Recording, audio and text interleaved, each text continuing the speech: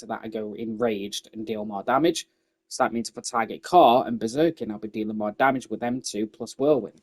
So if I'm targeting them three things in terms of armor, then I'll get that. In Sorcerer, you will want to target, you will want to try and get armor that goes towards doing some sort of like, I don't know, that increases fire-based stuff, because fire on that is very good from what I know of.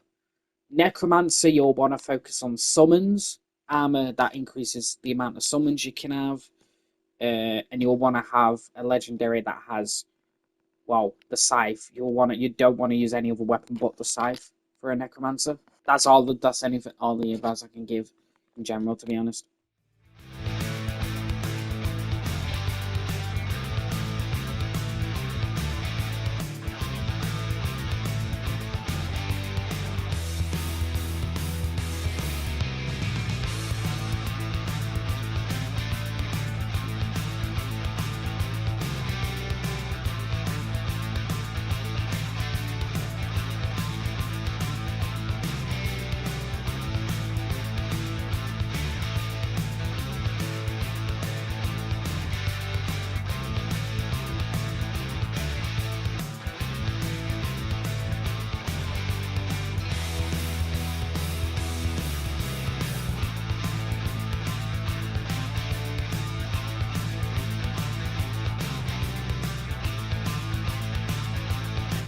And this is specifically just to end off the video. If you're kind of struggling on that end boss that I've shown, this is what I've gone.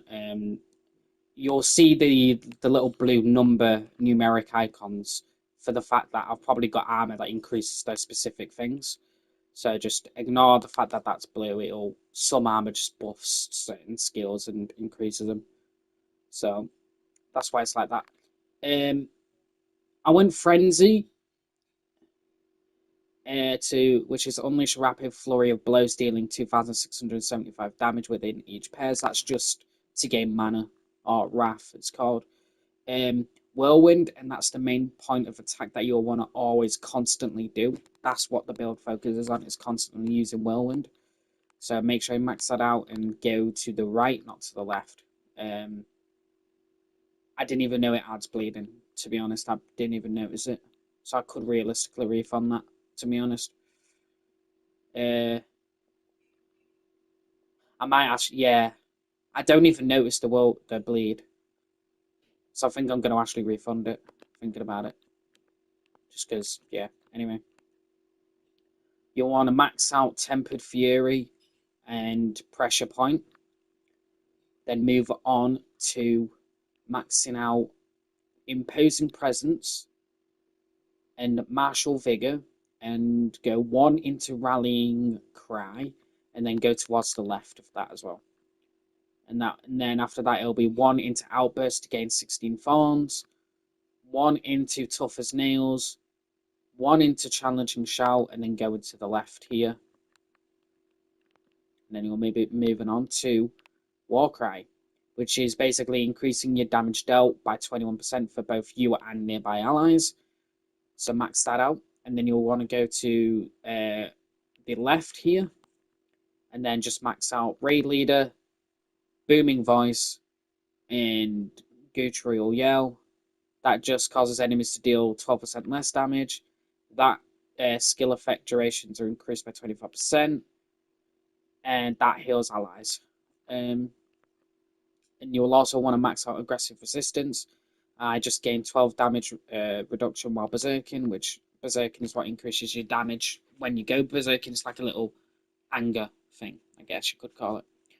So once you've got Pit Fighter, which deals 9, you'll then want to go to max out Pit Fighter, which deals 9% increased damage to close enemies and gains 6% distant damage reduction. You're going to always be close up because you're obviously spinning around and whatnot, so you're going to be close up a lot.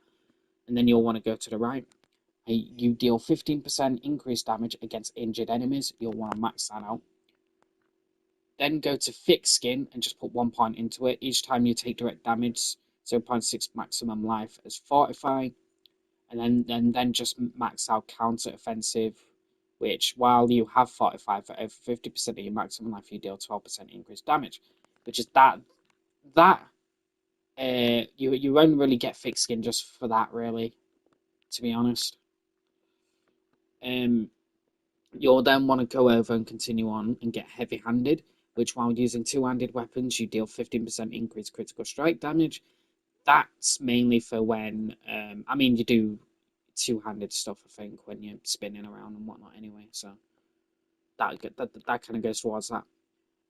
You'll want to get the ultimate Wrath of the Berserker, explode into rage, knocking back surrounding enemies and gaining Berserking unstoppable for 5 seconds for the next 10 seconds. Dealing direct damage with basic skill grants Berserker for 5 seconds. You'll want to go free into that, and then just get the rest of it. And then for the key passive skill, you will then want to go to Unconstrained. Berserking's damage bonus is increased to 60%, while below 65% life, you are always Berserk, and gain a 30% physical damage reduction bonus. You'll want to also note that this would be like a late game build. This is like level 60 type-ish, so when you've unlocked Paragon levels. Speaking of Paragon levels, there's not really much to go on. As long as you can increase damage, core, or whirlwind with any of the Paragon boards, then I think you'll be fine.